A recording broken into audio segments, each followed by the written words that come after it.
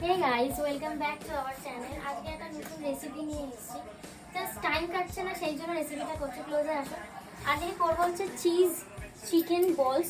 তো তার জন্য আমি আগে পোট্যাটোটা ম্যাশ করে নিয়েছি অ্যান্ড আমি চিকেনটা একটুখানি মিক্সিতে ম্যাশ করে নিয়েছি। তো আমি এতে এখন আস্তে আস্তে দেবো হচ্ছে এই পেস্টটা আমি বানিয়ে রেখেছি।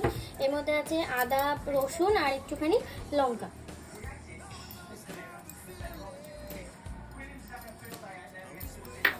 দেন আমি দেবো হচ্ছে এতে গোলমরিচ গুঁড়ো।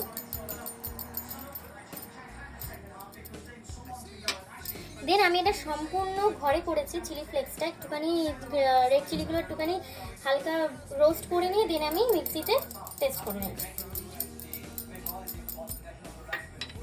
দেন আমি দেবো হচ্ছে একটুখানি অরিগানো।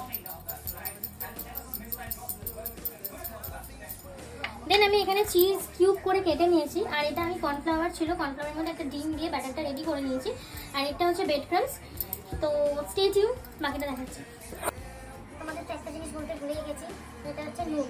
এটা না দিলে কেউই খেতে পারবে না। তো ওটা আমি দেখাতেও ভুলে গেছি, সেটা দিতেও ভুলে গেছি। এই ব্যাটারটার মধ্যে তোমরা নুন আর একটুখানি তেল দিয়ে ভালো করে মাখবে। আমি এখানে একটুখানি ডবল চিজ দিয়ে নিয়েছি। তোমরা চাইলে সিঙ্গেল চিজও করতে পারো, নো প্রবলেম। সাইজে ছোটও করতে পারো, সাইজে বড়ও করতে পারো, সেটা কোনো ব্যাপার না। আমি অলরেডি কিছুটা বানিয়ে নিয়েছিলাম, তোমাদেরকে দেখাবো বলে প্লিজ আমি বলবো একটুখানি এগুলোকে দেখানোর জন্য। আমি অলরেডি এগুলো বানিয়ে রেখেছিলাম, জাস্ট তোমাদের কী করে বানাতে হবে সেইটা আমি তোমাদেরকে দেখানোর জন্য এই ভিডিওটা আরেকবার করছি। তোমাদেরকে তো আগেই বলেছিলাম যে এই ল্যাজামটা আমি বানিয়ে নিয়েছিলাম। বেশি ঘন করবে না, বেশি ঘন করলে জিনিসটা অনেকটা মোটা হয়ে যাবে। একটু ল্যাজামটা পাতলা করে এইভাবে রাউন্ড রাউন্ড করে করে নেবে। আমি এই হাত দিয়ে ল্যাজামটা দিচ্ছি আর এই হাত দিয়ে আমি ব্রেড ক্রাম্বটা করছি না, একটাই রিজন, সেটা হচ্ছে মানে ব্রেড ক্রাম্বগুলো পুরো জমে যাবে, ওর জন্যই আমি করছি না।